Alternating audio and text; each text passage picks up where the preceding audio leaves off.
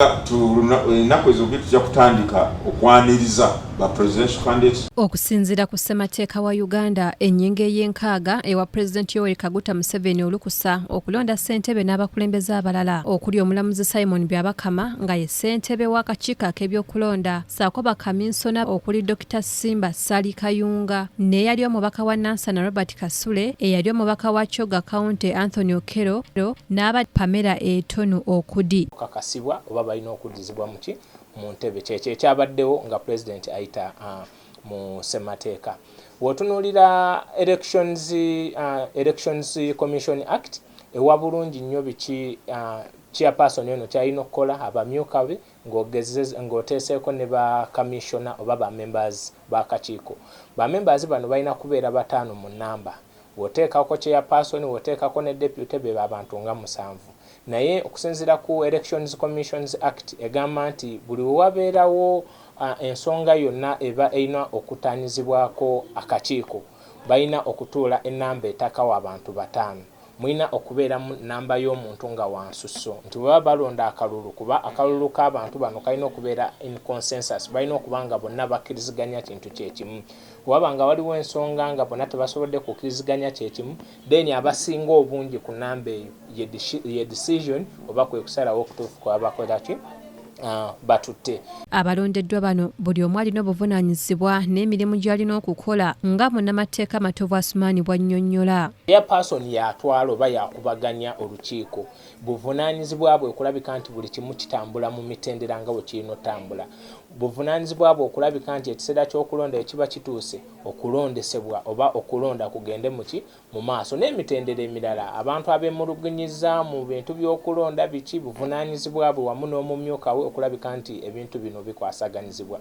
Then bakaminsona oba batuyita ba members bagezaako okumuyamba okuraninga office eyo mu ngeri y'eggwanga. Then waliwo ebitundu by'atasobola tuukamu, waliwo ensonga endala z'atasobola kwasaganya ate nga bano bammemba basobola okulabika nti bazikwasaganya. Matovu agamba nti abalondeddwa bwe baba nga babadde balina ebifo eby'obukulembeze balina okubyabulira mu bwangu. Woba olondeddwa okubeera memba w'akakiiko ng'oli mubaka wa parliament, kitegeeza obubaka wa parliament olina obwesonyiwa osigale ng'olina memba. Ekyokubiri woba ng'oli executive mu political party yonna, tugeze bano abalina ebifo ebinene mu political organizations oba DP oba NUP oba FDC oba NRM, ekyo ekifo oba olina okirekulira okusigala nti osavinga ekifo kino ekirala. Then woba oli mukozi wa local government oba toli qualified kubeera member w'akakiiko, then public officer yenna kuba tosobola kuba nti osasulwa emirundi emeka, emirundi 2. So generally tewali teeka ligaana kulondebwa kwa memba oyo ku kakiiko lwakuba mu bantu endowooza y'abantu balabira ddala nga obwenkanya baba tebakola ki, baba tebabulaba. Naye era waliwo room kuba president omulimu gwe gwa kulonda, parliament omulimu gwayo gwa kusunsulamu. So kino kisigalidde eri parliament okulabira ddala kuba batunuulira memba omu ku omu ne bakwasesinga CV egamba etya, integrity ye eri etya, performance ye eri etya, gw'omuntu oweesigika, character ye eri etya n'ebintu ebirala. Wayita mu kakiiko ka bammemba ba parliament akasunsulwa public appointments committee, wayita mu kakunguta ako kitegeeza aba meetings requirements ate oba tolina nsonga wakyokera ku makya ate n'ovunaana president wakyakoze eki amulonze. Kuba ye president omulimu gwe gwa kulonda, then parliament omulimu gwayo gwa kusunsulamu. So kisigalidde eri parliament okulabika nti okusinziira ku ekyo ekinaaba kigiweereddwa okutunuulira omuntu oyo atuukaana alina kubeera. Waba talina kubeera, then nga bawandikira president nga bagamba candidate ABCD meetings requirements balonde candidate omulala. Kyekyo mu mateeka kye tuyita separation of powers, nti obuyinza tebuyimiridde mu mikono gimu, tebuli mu buyinza bwa president yekka. Naye president waba alonze yo parliament ekigambako ekya. Parliament weba erina engeri gyekitafuseemu ng'ate kikontana n'amateeka ate awo courts wezigiramu oba kye tuyita judiciary okulabika nti naye gezaako okukola ki okuinterpretinga. So yo nga president okusinziira ku ssemateeka ye yakoze omulimu gwe kuba abamemba ne baba balondeddwa balina obeera mu office okumala emyaka 7.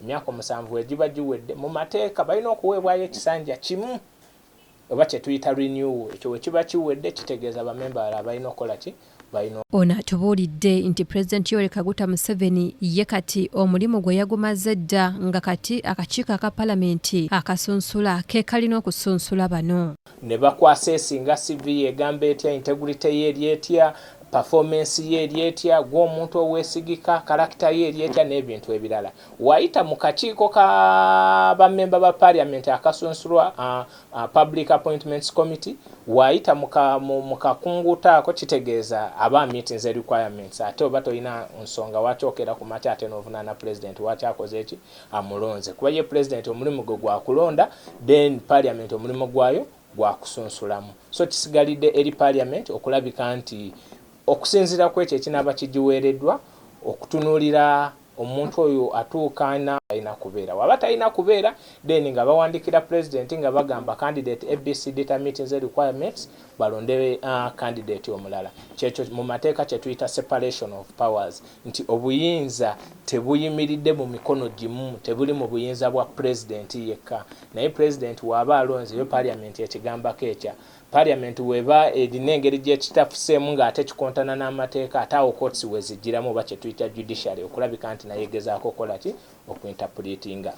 So yo nga President okusinziira ku ssemateeka ye yakoze omulimu gwe, kuba abamemba ne babalondeddwa balina obeera mu office okumala emyaka 7. Emyaka 7 egiba giwedde mu mateeka balina okuweebwayo ekisanja kimu oba kye tuyita renew. Ekyo wekiba kiwedde kitegeeza abamemba balala balina okukola ki balina okulondebwa. So kisigalidde eri Parliament ab'ebyokulonda nga manyi balonze ba kitebe kye NRM bwe nalabye nga bonna ba NRM nabadde manyi balonze b'ekitebe kye NRM abagenda okuteekateeka okulonda ku NRM. Naye ate bwe nalabye nga simanyi Justice Byamukama bamukomezzaawo nti agenda mu Electoral Commission, sisuubira mubaka wa Parliament ali sen naddala opposition asobola kugenda kakiiko kafa Appointments Committee nti abeerewo nga baleeta abantu abo. Ate nabo sisuubira nti tebaafuna ensonyi kujja wano, kubanga Justice Byamukama is an NRM cadre, Honorable Kasule Sebunya NRM cadre, Honorable Okero NRM cadre, Honorable Tasobya NRM cadre. Kakati ekitegeeza akakiiko k'ebyokulonda kafuuse ke NRM. So do we expect justice from those NRM cadres? More so bwe tunaagenda ku kifo ky'obwa abalondeddwa abasinga babadde bannakibiina ekya NRM lukulwe nga Lutamaguzi Ssemakula okuva e Nakaseke ne munnamateeka ono bagamba nti kino kyandyongera okumalamu bannayuganda essuubi ly'okulonda. Lwakuba nti kijjidde mu kaseera nti akalulu ka 2026 kali mu kuyindayinda katuuse. Kati saa zino abantu kye bagamba nti President alabika alonze abantu abalabika nti maybe mu ngeri emu oba endala alina ensonga lwaki abalondedde mu kaseera kano. Naye ate President kyakola kyonna kiri mu ssemateeka, kuba time wetuuka ng'abantu ekisanja kyabwe kiweddeko kitegeeza abantu abo either balina okusuulibwa abalala balondebwe oba si ky'abantu abalina okukakasibwa oba balina okuddizibwa mu ntebe. Kyekyo ekyabaddewo nga President ayita mu ssemateeka. Wotunuulira elections Mowaso bwe tunaagenda ku kifo ky'obwa presidency okuba buno obufoofofo bwa Parliament batugamba ndaba naawe Justice Byamukama yakulangirira memba yenna gwe musuubira oba omuntu yenna agenda ne yeetaba mu kulonda okw'obwa president nadde ekifo ky'obwa president mu kakiiko akakulibwa aba NRM. We will be the most celebrated fools of the 21st century. Era ebyafaayo bigenda kutuwandiikako nti twalaba ku bafuluzi b'ekyasa kino opposition y'omulundi guno yabadde fuluzi nti NRM babategeke. Abadde akulira oludda oluwabula gavumenti mu Paalamenti Oweekitiibwa Mathias Mpuuga Nsamba n'abalala bazze basaba wakolebwewo ennongoosereza ku ngeri abakulira akakiiko kano gye balondebwamu. Era munnamateeka Matovu Asumani agamba nti bano balina okufulumya etteeka eryetongodde ku nsonga eno.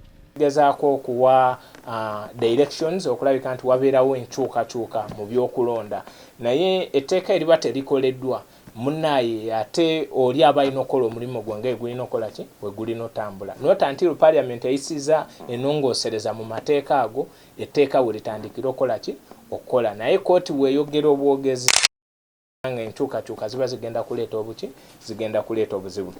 N'ekirala kooti weetuula kooti mu nnongoosereza zebeegamba tegamba nti temulonda candidate ABCD temulonda candidate ABCD. Maybe mu mateeka kye kiba kirina okyusibwa engeri abantu abamu gye baba balondebwamu.